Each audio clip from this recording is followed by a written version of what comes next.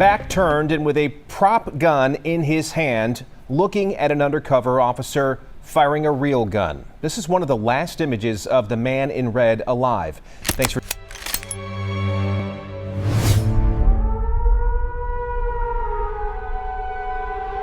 And just remember, he has a fake gun. We have to remember right here. The guy in red is Derek Manigault. He is the guy that is going to pull out a fake gun. This other guy is the elderly gentleman that he was threatening. All right, so y'all watch this video. I just said what's up. I just said what's up. I said what's up. That's it. I was being polite, my mother nigga. Straight up. What type of time you on, nigga? Yeah, I'm like that for real. I'm like that for real. Nigga. What's wrong with you? Trying to lose your life tonight. Trying to lose your life tonight. You trying to lose your life tonight, right? I'm watching somebody. I bet. Keep it like that, my nigga. Nah, you better leave me the fuck alone. Ain't nobody fucking with you. Straight up, bro. I ain't the motherfucking one, bro. I promise you.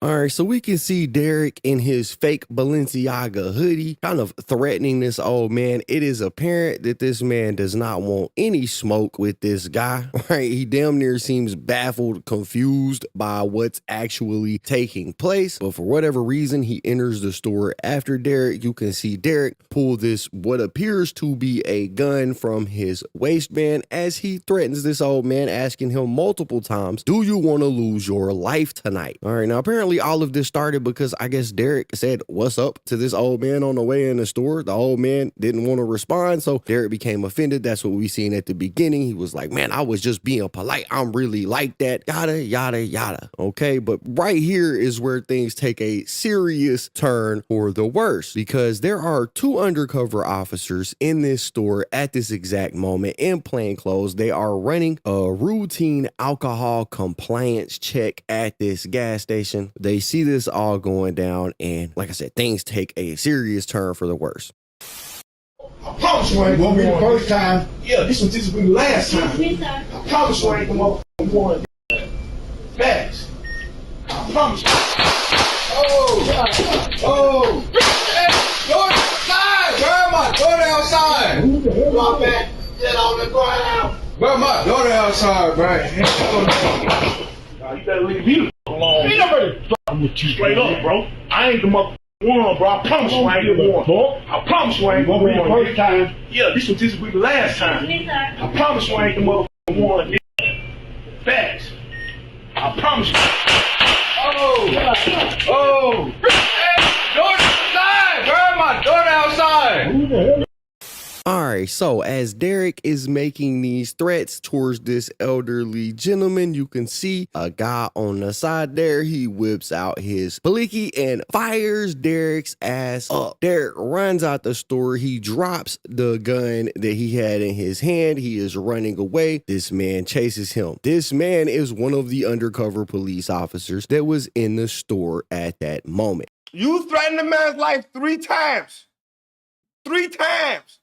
Knowing your weapon ain't real. How the fuck anybody supposed to know it's not real? That shit look kind of real to me. But you say you on that time. Nobody has the time to look at your weapon to analyze it that fast and see if it's fake or not. The new image comes with the district attorney announcing he will not file charges against the officers involved in the deadly shooting at Jacobs Food Mart in Gastonia in January. Only Channel 9's Gaston County reporter Ken Lemon spoke to that man's wife today, and Ken, she says she won't give up the fight for justice. He was... Rebecca Inslee Manigault fought tears. He was my biggest supporter, and I was his.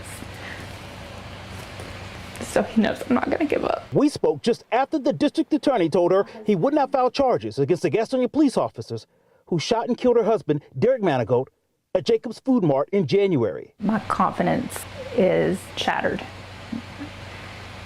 The wrong decision was made. DA Travis Page's report says the Constitution does not require police to gamble with their lives in the face of a serious threat of harm. The Constitution does not require police to gamble with their lives in the face of a serious threat or harm. How was he supposed to know? I'll give them that. How was he supposed to know the gun was real or not? I'm not going to shake the knife either to find out if it's real or not. Fair enough. But there could have been other ways. I'm pretty sure if hadn't had Manigault known that those two police officers, he wouldn't have been carrying on like that. All right, well, fuck it. They're undercover. Yo, Manigault was out of pocket, though, man. He was just trying to be a bully. Imagine that. My thing is, imagine he had a real gun. What kind of individual he would be if he had a real weapon? The report includes a picture of Manigault with what turned out to be a prop gun in his hand. It says he created a threat and at least 3 times asked the man he was arguing with, "You trying to lose your life tonight?" The images come from the store security camera. Manigault's wife says she saw the entire video. The gun was never raised. Was never raised. The report said Manigault's hand moved up as he left the store. The undercover officer fired multiple shots at him. The officer emptied his clip. In this picture, you can see the officer standing in the doorway firing at Manigault. The report says another undercover officer in a car outside stepped out. He was hunted. He's here. Someone with a cell phone captured what happened next. The Diaz report does not say whether the officer gave any commands before the shooting. Manigault's wife says she didn't hear that in the video. There were no verbal commands. There was nothing to comply with. Now she's coming to grips knowing that the officers will not be charged. Heartbreak all over again. And then it's the rage that builds up. Now, the officers that were involved with this, they are officially back at work. They have been taken off of administrative leave. And I do want to just touch on what his wife said there a little bit. You can obviously tell she's heartbroken. It's a heartbroken situation to lose a loved one. And I definitely don't want to downplay the emotional damage that I'm sure she has incurred by this. But I'm going to be blunt here. In the video, she is kind of acting like her husband was the victim of some kind of unjustified crime. And, bro, you know, at the end of the day, this man was acting like a complete fucking jackass. Imagine you're a police officer in the store. A nigga just told this nigga, "You trying to lose your life tonight?" 3 times. Then pulls out a weapon. Automatically, you're gonna assume the gun is real. There's no way around that part. We can't have it both ways. He's going to automatically assume this weapon is real. Now, did he raise the weapon? No. Was his back turned? Yes. Did you try another alternative to get the man to stop? No. Those are the 3 things I'm like, hey, man. But how it got to that point, I can see how it got to that point. What we say? What they should charge the officers, although the man was the aggressor, however, the officer only started shooting after the man turned his back. The man was, you see, I absolutely agree with that. Unfortunately, the law's gonna say, hey man, I don't care about whether or not, you know, he has his back turned or not. I'm not taking chances. Do I agree? No, the nigga has his back turned. What much of a threat could he be with his back turned? Now, here's the thing though. He might have his back turned and I might be like, hey, come back here, yo, whatever I might say to him, and he might turn around and start letting off. I don't know the state of this nigga. And as the cop, maybe he doesn't want to take the chance. But it's overkill when you just start you let off all the rounds in your clip.